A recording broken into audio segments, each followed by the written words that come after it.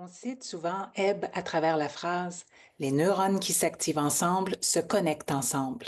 Mais cette formule simplifiée, attribuée à Carla Schatz, trahit en réalité la pensée de Donald Hebb. Dans The Organization of Behavior, publié en 1949, Hebb écrit plutôt lorsqu'un axone de la cellule A est suffisamment proche pour exciter une cellule B et qu'il participe de manière répétée ou persistante à son déclenchement, un changement se produit de sorte que l'efficacité de A à activer B est augmentée. C'est subtil mais fondamental. Hebb ne parle pas de simple coactivation simultanée. Il parle d'antériorité temporelle, de causalité et de répétition cohérente. Donc, A ne doit pas juste s'activer en même temps que B. A doit participer au déclenchement de B. La rime populaire What fires together, wires together a popularisé une vision erronée que si deux événements surviennent en même temps, leur lien s'imprime et que l'association suffit à expliquer l'apprentissage. Cette logique a influencé des pans entiers de la psychologie, des neurosciences et de la psychothérapie, sans parler de toute la recherche et l'éthologie animale. Beaucoup de méthodes se sont basées sur cette idée. Si une nouvelle expérience émotionnelle survient en même temps qu'un souvenir douloureux, alors la mémoire s'en trouvera transformée. Mais ce n'est pas ce que Hebb disait. Et ce n'est pas ce que les recherches récentes sur la reconsolidation de la mémoire confirment.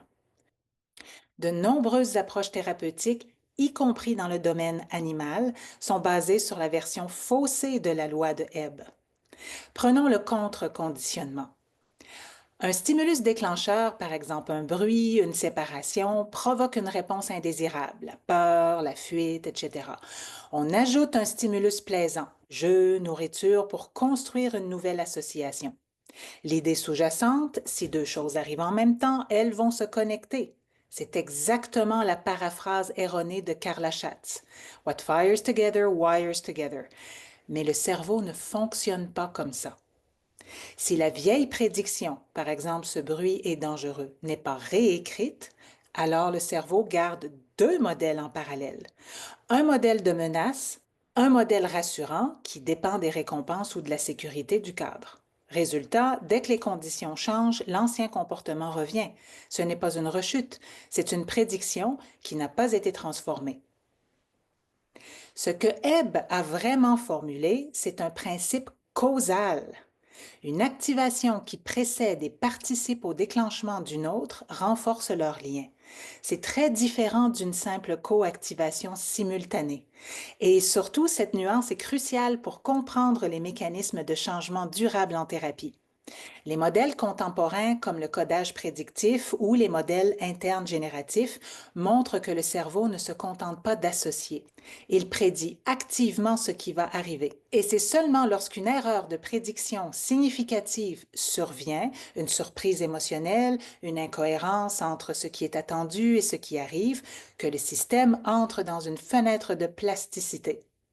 Donc, Hebb ne parlait pas encore de modèle prédictif, mais il en posait les fondations logiques. La causalité temporelle qu'il décrit est le socle de ce que nous appelons aujourd'hui une erreur de prédiction. Et c'est cette erreur de prédiction, pas la coactivation, qui permet la reconsolidation thérapeutique. Si votre approche thérapeutique mise uniquement sur le fait de coexister une expérience positive avec une mémoire douloureuse, vous risquez de renforcer le réseau plutôt que de le transformer. Ce n'est pas la valence de l'expérience nouvelle qui importe, c'est son pouvoir à déstabiliser une prédiction implicite.